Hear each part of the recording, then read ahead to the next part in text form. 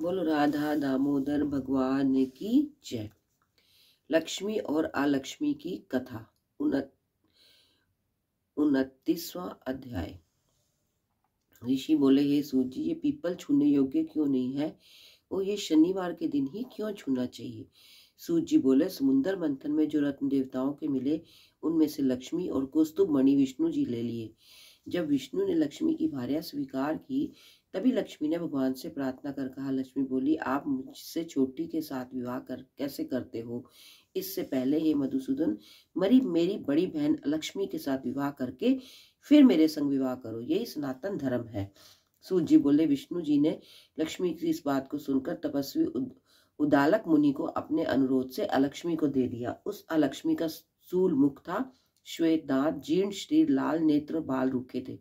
धर्मज्ञ उदालक मुनि ने विष्णु के अनुरोध से उनको अंगीकार कर वेद ध्वनि के साथ अपने आश्रम में ले गए।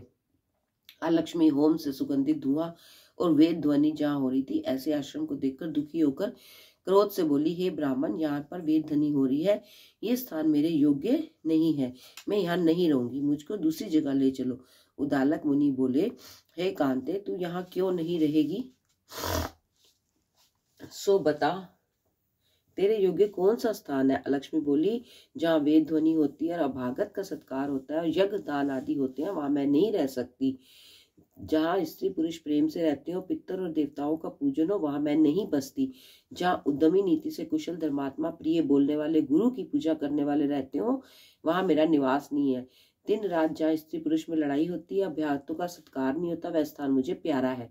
जहाँ वृद्ध सज्जन और मित्रों का अपमान होता है, जहाँ कठोर भाषण होता है, वहां मैं नित्य निवास करती हूँ। जहाँ खोटा आचरण होता है, पराया धन चुराने वाले हो, पराई स्त्री से प्रीति करने वाले हो, वह स्थान मुझे बहुत प्यारा है।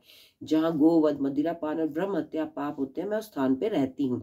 सूत जी बोले, इस प्रकार लक्ष्मी के वचनों को सुनकर उदास मुख होकर उदालक बोले, हे ज्येष्ठा, जब तक मैं तुम्हारे निवास के योग्य स्थान न ढूंढ कर लौटूं, तब तक तुम इस पीपल के वृक्ष के नीचे रहो।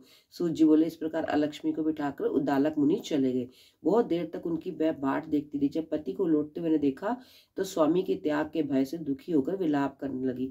उसके विलाप को लक्ष्मी जी ने बैकुंठ में सुना। तब लक्ष्मी ने व्याकुल होकर विष्णु जी से निवेदन किया, हे स्वामी, मेरी बड़ी बहन का पति के त्याग से बहुत दुखी है। हे कृपालु, जो तुमको मैं प्यारी हूं तो उसको जाकर समझाओ।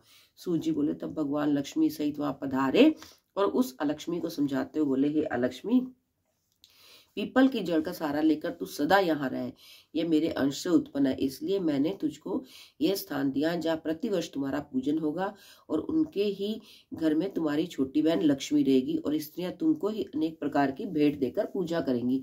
पुष्प दीप धूप से जो तुम्हारा पूजन करेगा उस पर लक्ष्मी प्रसन्न रहेगी। सूत जी बोले, मैंने यह कृष्ण और सत्यभामा और नारद और राजा पृथ्वी का संवाद वर्णन किया, अब और जो पूछा है मैं कहूँ। ये सुनकर ऋषि मंद मंद मुस्कुराते रहे, वे आपस में कुछ नहीं बोले और शांत चित होकर बद्रिकाश्रम के दर्शन को चले गए। जो प्राणी इस कथा को सुनेगा और सुनाएगा वह सब प्रकार के पापों से छूटकर विष्णु के स्वरूप को प्राप्त होगा। बोलो राधा दामोदर भगवान की जय, वृंदावन धाम की जय।